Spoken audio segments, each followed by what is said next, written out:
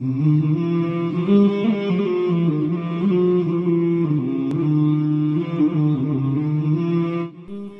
حدیثوں کا خلاصہ ہے جس میں بسم اللہ کہہ کر وضو کیا، اس کا سر سے پاؤں تک سارا جسم پاک ہو گیا، اور جس نے بغیر بسم اللہ کہے وضو کیا اس کا اتنا ہی بدن پاک ہوگا جتنے پر پانی گنا۔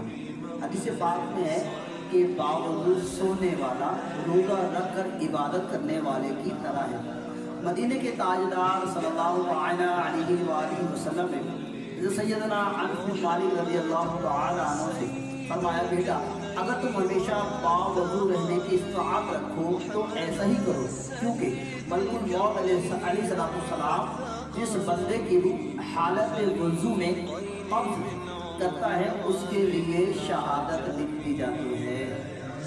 میرے آقا حضرت امام اہل سنت امام احمد رضا خان علیہ رحمۃ الرحمن فرماتے ہیں، ہمیشہ باوضو رہنا مستحب ہے۔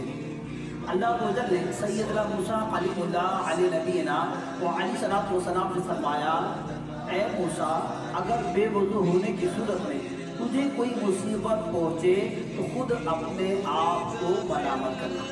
اس سے بات معلوم ہوئی کہ پیارے اسلامی بھائیوں، اگر بے وضو ہونے کی صورت میں کوئی تکلیف آ جائے، کوئی مصیبت آ جائے تو سمجھ لیجیے گا کہ ہمیں اللہ تبارک و تعالیٰ پر اعتراض نہیں بلکہ اپنے اعمال و کردار کو دیکھتے رہنا چاہیے۔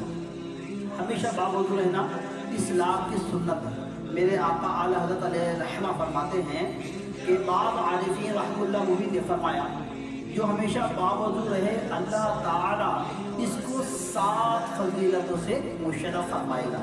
نمبر 1، ملائکہ اس کی صحبت میں رہیں گے، ملائکہ اس کی صحبت میں رغبت کریں گے، قلم اس کی نیکیاں لکھتا رہے گا، اس کے اعضاء تسبیح کرتے رہیں گے، اس سے تکبیر اولا فوت نہ ہوگی۔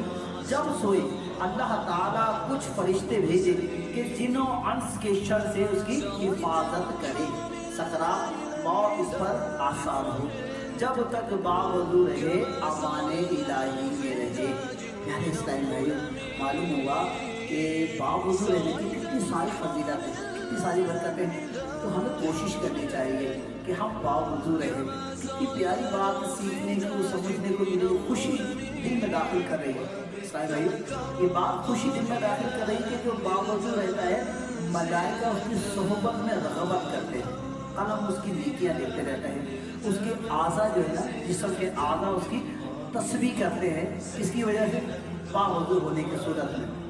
اور جب سوئے تو اللہ تعالیٰ کچھ فرشتے جنو انس کے شر سے اس کی حفاظت کریں۔ کہتے ہیں کہ ہماری حفاظت ہونی چاہیے، ہم پہ کرم ہونا چاہیے، ہمیں کوئی مصیبت نہیں آنی چاہیے۔